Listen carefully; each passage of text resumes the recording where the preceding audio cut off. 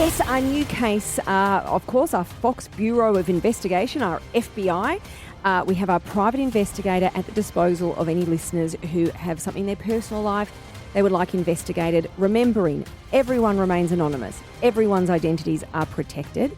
But we go on the journey to see if there is anything, any fire where there's some smoke. Now, Amy is our new client, and Amy came to us a few days ago with her concern for her relationship. Together for 5 years, not living together, but very committed. Her partner has just pulled away a bit, maybe not as quick to return calls or text messages. And I guess before Amy continues thinking this is the love of her life, the man she's going to settle down with, she wants to know, is there a reason why he's been a bit more distant or not necessarily feeling as committed? So we have Dave, our PI, on the case. Yesterday... I think we still have to say that he lives with his parents.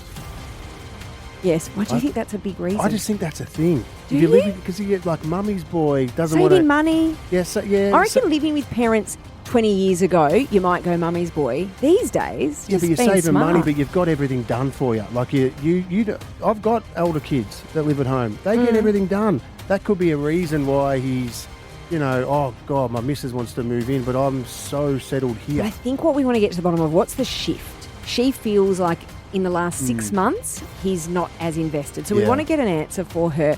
Now, yesterday, our PI followed her partner around, and he did go to get a massage. Now, we want to point out, it looked like a reputable massage place. It didn't look dodgy and all the rumours about neon signs. It didn't look like that. It looked legitimate. People were coming and going.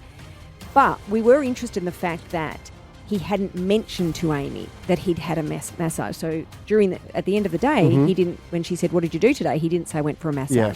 So we did say to Amy, can you address that and maybe, I don't know, see if he does open up about it. So we have Amy back. Hi, Amy. Hi. Good morning. Good morning, Ames. Amy, now let's get to the bottom of it. We saw, our private investigator saw your boyfriend go and get a massage, which he just never told you about. Have you got to the bottom of that? Well, I took your advice and I actually managed to get him on the phone last night and we had a really great chat. That's good. Yeah, no, it was good. I specifically asked him how he was going at the gym, and he did actually open up and say that with the end of the year coming up and his Christmas deadlines with his new job, he was feeling tense and stressed and he went and got a massage.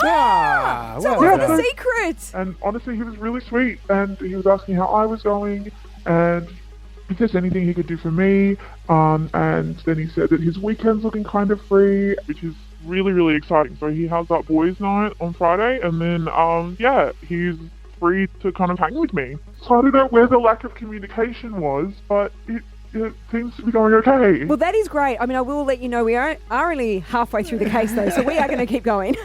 Unless you want to pull the pin right now, but we are about to hear an update. I think I need to hear the update. Okay, well, Dave, our PI, he did continue surveillance yesterday, and we have him. Are you there, Dave? I am. Good morning, all. How are you? Good morning, Dave. Well, great, Dave. We just heard from Amy. I mean, that is fantastic. So the massage wasn't a secret that he was keeping from her, and they've clearly had a good conversation where communication's going great. How did you go yesterday? Other day, tracking the target at his workplace. So obviously that moment, just a slight concern about what I did see at the end of the day of his work. He was one of the last people to leave the office, and he walked out with a woman, and they were chatting. Now, it was casual and lighthearted. I need to say that, but they did spend just that fraction a little bit long outside the office together than would be called for, perhaps for a quick goodbye or a quick summary of the workday. Now, we discussed that social media photo on Facebook photo. Yes, and the cropping of that particular woman, who Amy believed to be the receptionist at his work.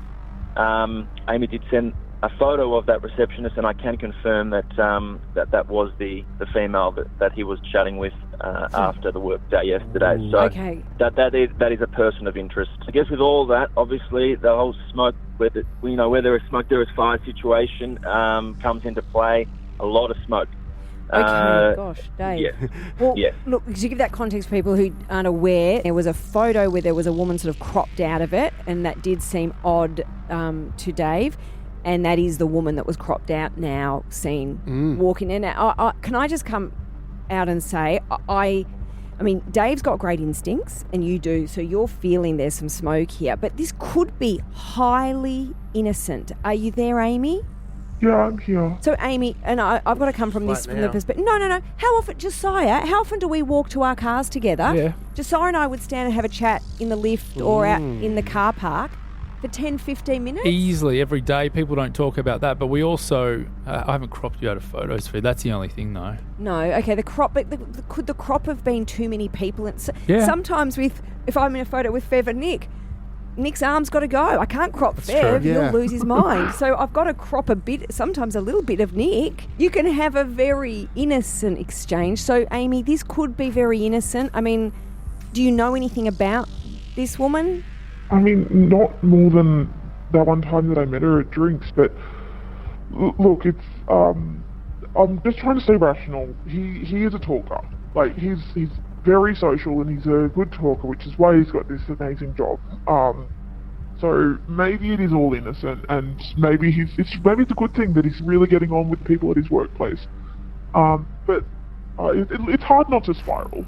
Of But course, I'm just Amy. trying to stay positive about it. Well, look, Dave is obviously going to continue surveillance today. And the thing is, he is just bringing the facts to the table. The truth is he has done this a lot. So he does know body language and he can pick up on things, and he's been incredible in the work he's done for us. Dave, before we let you go, do you know anything about today? What are the target's movements? What will you be doing? Well, I think the best next step will be, Amy did mention that has a free weekend after this boys' night this weekend, so I'll be monitoring that. So it's obviously good to understand the target in a multiple range of situations. So seeing outside the work context will be really beneficial, just to see if there's any change in behaviour, and possibly if we do see him with this particular target at work or otherwise, that will be really helpful as well. So just tracking him over a weekend outside of work will be my next step. Thank you, Dave. Well, Amy, we'll have an update for you Monday. And I've got to be honest, the boys' night. Any woman who's ever been in a relationship would love to know what actually goes on a boys' night. Is it even just a boys' night? So let's find out what this boys' night is all about, and we will reveal all on Monday.